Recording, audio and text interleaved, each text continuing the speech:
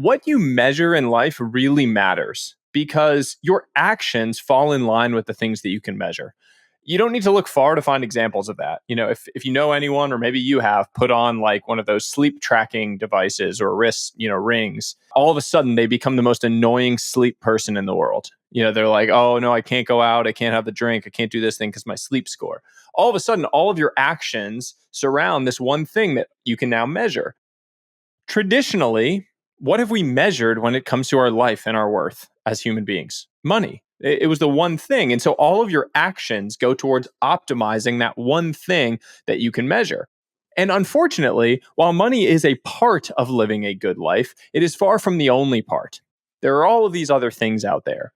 And so what I tried to then understand, what I went on a journey to really understand is, what are those other pieces of life that we really need to include in this broader scoreboard of how we think about building a good life so that we can measure the right things and then take the right actions to create the right outcomes?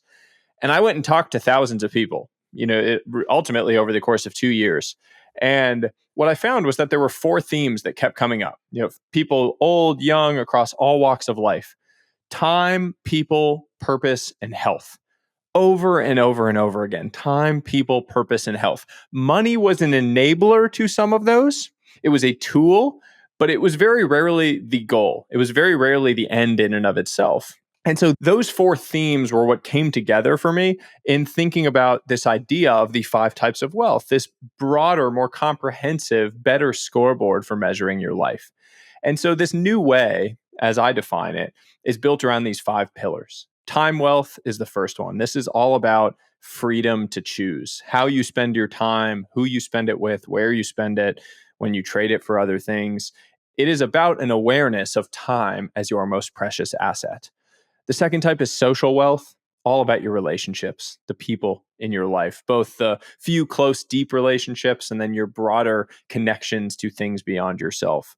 The third type is mental wealth. This is about purpose and growth, but it's also about creating the space necessary to actually wrestle with some of these bigger picture, more unanswerable questions on your journey. The fourth type is physical wealth. It's about your health and vitality, taking controllable actions on a daily basis to fight against the natural decay that your body will go through as you age. And then the fifth type is financial wealth, money, but with the specific nuance of really trying to understand your definition of enough, what it means to have enough financially, with the recognition that your expectations are your single greatest financial liability. If your expectations grow faster than your assets, you will never feel wealthy. You will constantly be chasing some version of more that the world wants to hand you. Yeah, absolutely. So, of those 5 types, I mean, first of all, I love the framework. I think it's so easy to understand, applies to everyone. Second of all, is out of the 5, like, which is the hardest to build and why? Because a lot of people are focused on building financial wealth. The other ones seem like time, for example. How do you create more time? So I would say that for most people, and most people listening to this in particular, time wealth is the trickiest one to create because we live in a society that celebrates busyness. Any of you listening to this right now, really ask yourself in the last month, how many times have you been asked the question, how are you doing? And you responded with some version of, I'm good, comma, busy. Like it is our standard stock response. It's like this pseudo dystopian status symbol where we're trying to signal our worth to other people by saying that we're busy, right? Like stress and busyness has become this default setting of pride. And in a world where you're busy, what's happening is that you're taking on way too many things, most of which are not actually driving you towards the life you want. Like if you were to really critically, ruthlessly assess where you are deploying your time on a weekly basis, I would argue that the vast majority of it is going to be going towards low leverage and, generally speaking, energy draining activities.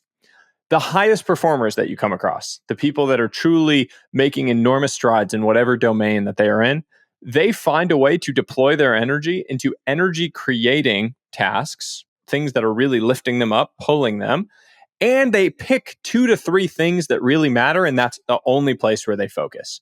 There is like an obsession on just a couple of things. So in all of our lives, the real game that you need to be trying to play as you progress, as you go from like being opportunity scarce when you're a young person, you kind of need to take everything on because you don't have that many, to being opportunity rich as you gain more success, is to learn to filter those opportunities, to pick and choose the couple that you really want to lean into. Because when you say yes to everything, you're really saying no to it all. You're not able to actually deploy your energy into a few things, so you never get those 10, 100, 1000x outcomes. And that is the leverage that you need to be able to have time wealth in the first place, to get to a place where I might only need to work an hour today, but it's an hour on the really important thing that's driving my entire life and the whole engine forward. And then I can choose what to do with the rest of my time. If I want to deploy it into relationships or into health, maybe I want to deploy it into a new business opportunity. I get to choose though. And the whole point with time wealth is that it is the freedom to choose how you use that time. It's not about just having free time all day, sitting at the pool, sitting on the beach. If you want to do that, again, that's your choice. But it's about the freedom to choose. Absolutely. So, of these five, is there a sequence that you see, like you got to first work on this one and then this one, or because I imagine it's hard to focus on building all five at once, right? The only sequence that actually is scientifically and very real is that you need to make some level of money first before you can think about a whole lot of other things. Maslow's hierarchy of needs is the most traditional version of this that people generally understand and know, which is to say that until you have met your basic needs, food, shelter, security, safety, etc., it is very hard to worry about any of these other things.